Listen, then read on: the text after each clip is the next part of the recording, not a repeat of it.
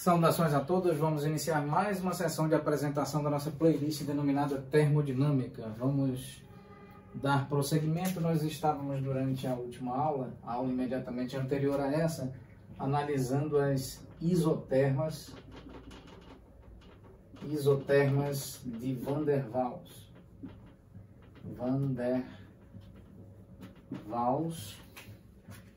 As isotermas de Van der Waals. E então nós apresentamos e discutimos sobre algumas características relativas às isotermas de Van der Waals, as quais isotermas estas que são advindas e provenientes da expressão da equação de Van der Waals propriamente dita, e a equação de Van der Waals configura-se como uma correção, uma espécie similar a uma adaptação da equação dos gases ideais para a equação para descrever os gases do tipo reais. Então, a descrição para os gases do tipo real, para um gás do tipo real, é por meio da equação de Van der Waals, a qual é uma adaptação apropriada e adequada, também aqui detalhadamente apresentado ao longo do nosso modesto básico e introdutório curso sobre adaptação realizada sobre a equação dos gases ideais, gerando então a equação dos gases reais.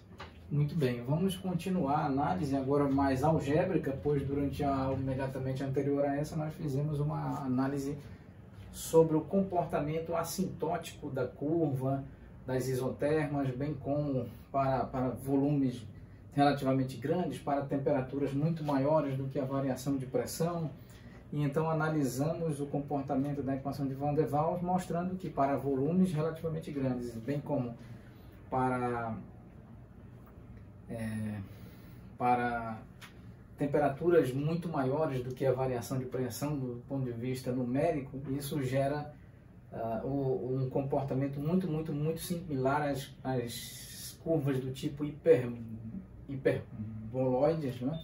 Por assim dizer, hiperbólicas, ou as curvas, perdão, que geram hipérboles, né? As quais representam o gás do tipo real, Então, nesse contexto, vamos apresentar aqui vamos continuar, porém, fazendo a análise algébrica.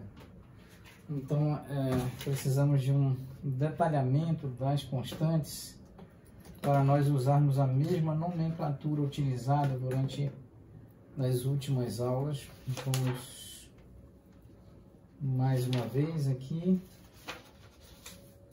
verificar como que nós escrevemos a nomenclatura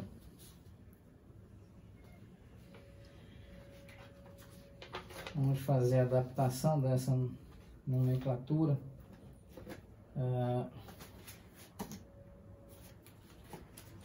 Como que nós fizemos detalhadamente a adaptação da nomenclatura.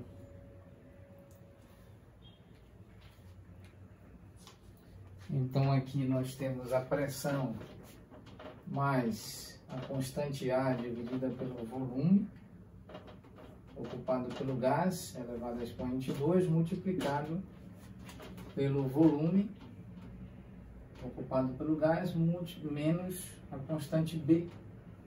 Ambas constantes A e B nós apresentamos durante as últimas aulas. E aqui o número de mols, constante universal dos gases ideais multiplicado por temperatura. Vamos inicialmente considerar que o número de mols é igual a 1 mol. Então, nesse caso, nós temos pressão mais a constante A maiúsculo dividido pelo volume elevado a expoente 2 multiplicado pelo volume menos constante B aqui igual a R multiplicado por T. E nós sabemos que essa expressão é aproximadamente com base em discussões anteriores. Muito bem, como que nós podemos escrever? Nós vamos então escrever da seguinte forma: pressão mais constante A dividido por volume elevado a expoente 2 igual